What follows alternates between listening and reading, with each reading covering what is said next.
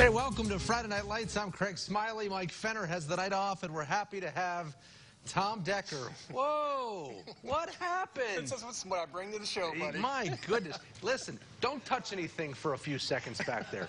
Tom Decker putting his big boy pants on, fighting the good fight for the entire 20-minute show. Thank goodness she bought me some Snickers tonight, man.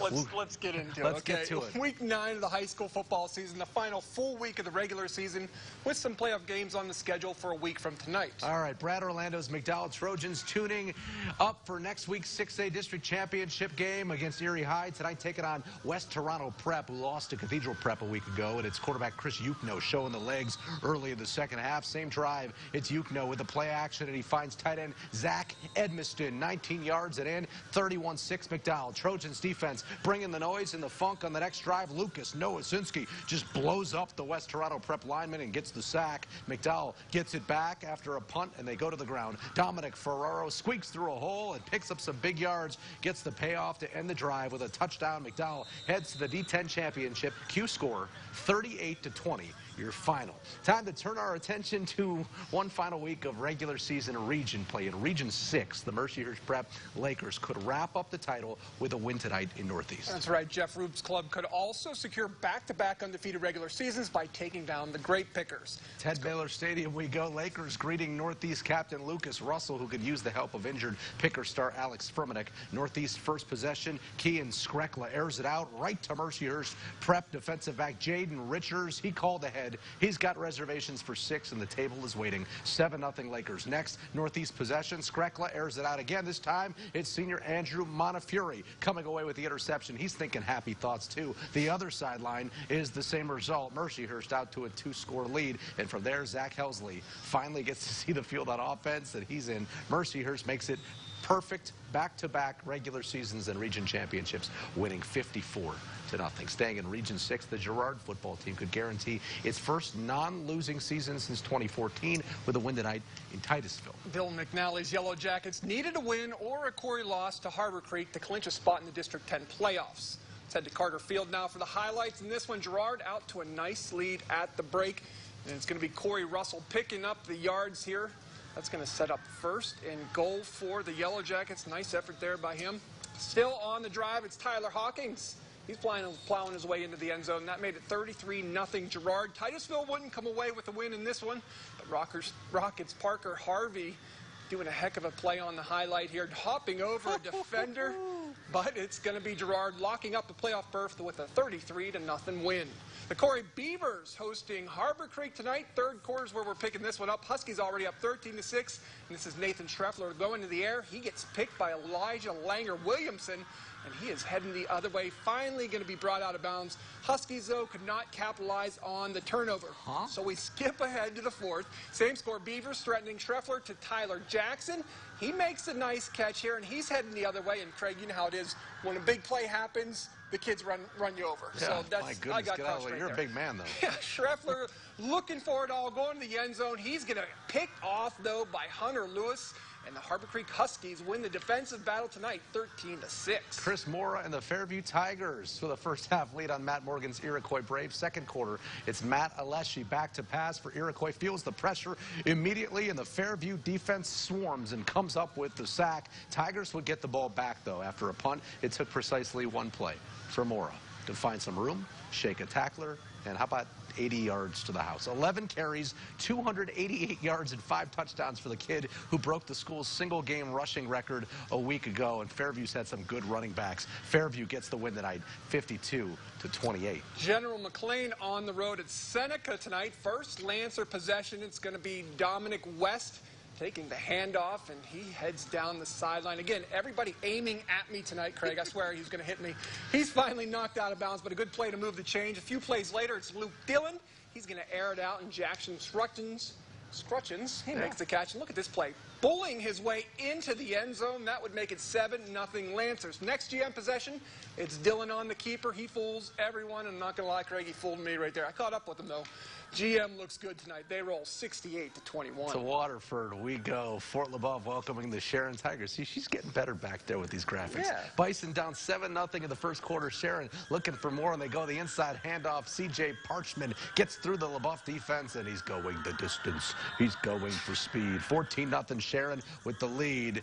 Bison with an answer late in the first is Andrew Lichtinger finding the end zone. That makes it 14-7. It was all Tigers from there. Sharon takes down LaBeouf on their home field, 50-13. Meadville still looking for its first win, taking on unbeaten Grove City. That's not a good recipe for success. Third play from scrimmage for the Eagles. It's Colby Nelson breaking a 51-yard run. He'd scored the first 2 touchdowns of the game for Grove City, and that's how you want to start a game. Bulldogs trying to slow down that offense. Parker Lord, he's going to come away with the quarterback sack there, but Grove City just on fire tonight. Brady Callahan, he's going to find Logan Lutz. That's good for another touchdown, and Meadville falls to 0-9, losing 56-6. Now the big Region 2 championship coming down to the final week of region play, and what better way to settle it than with a backyard brawl. Randy Gunther's Union City Bears have already locked up the share of the title, but could win their first ever outright championship by beating rival Cambridge Springs tonight at home. Of course, head coach Justin Grubbs and the Blue Devils, they had an early lead, 6-0. Bears, though, would battle right back. Gavin Henry is going to take the handoff. He's off to the races, 41 yards on this scoring play. Henry surpassing the 1,000-yard mark on that play. Bears take the 8-6 lead after the 2-point conversion. Back come the Devils, though. Trent Wheeler tossing it to Ty Varndell. He makes a nice catch, finally being pulled down, but at the 25-yard line. Then they're going to give it to Garrett Hodak. He is going to be, look at this, just down to one, almost fumbles the ball. They retain it, though. A few plays later, it's going to be Wheeler doing it one more time. Him and Vardell hooking up in the end zone this time. The Bears wouldn't be denied tonight, though. They win the Region 2 championship outright for the first time in school history with a 44-27 win. Maplewood Tigers would have to settle for runner-up in the region, but could they avoid the upset against a Sagertown team that had lost 28 in a row? Yes. Chevy Blake off and running in the first quarter. He goes to the end zone. Maplewood up 7-0. And if the Chevy ain't broke, Tom, don't fix it. Blake headed to the house again. 13-0 Tigers with the lead. More from the wood. This time they do it through the air. J.D. McFadden all day long. You got to go after the quarterback. Jordan Holla. Maplewood playoff bow with a 56-0 victory. Heading to the South Cochranton here, where the Cardinals and Eisenhower Knights are going head-to-head. Cardinals back to punt for the Knights. It's big number 69 up the middle with the block there. Eisenhower take over. It's going to be Ethan Chambers who's going to punch it into the end zone there for the Knights.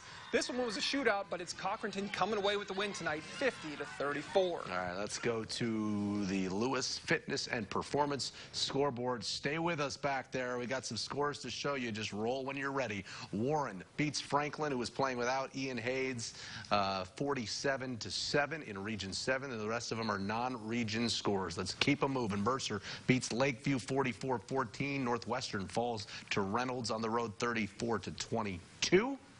Conneaut area taking down Conneaut, Ohio 32-19. Slippery Rock falls to Christian Cole and the Oil City Oilers 28-10. Couple more to get to. Sharpsville over West Middlesex 35-19. Farrell blanks Greenville 46-0. The Steelers improved to 9-0.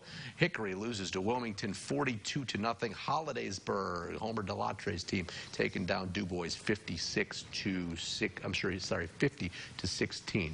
Out of the dark, the Cathedral Prep Ramblers have the night off after clinching the Region 8 title with a 28-9 win over the Erie High Royals on Thursday night. With the win, Mike Mishler's team won its 50th straight game in the region, dating back to 2008. The streaks are nice, but, I think, the biggest thing about football to me is, relationships and the relationships you get with the players and those types of things, So, I mean, those are things that I think are nice, and I think it says a lot about our program. At the same time, it's what's more important is this, the game of football and the fact that these kids are learning more about life and things like that. Definitely helps us get a lot of respect, just around this area, around everywhere. It shows what type of program this is and what a great job, our, Coach Mitch is doing, and our athletic staff is just, it means a lot to the school. And still to come, we're headed to the ice. Mercyhurst women's hockey coach Mike Sisti chasing history. That story and more next on Friday Night Lights. James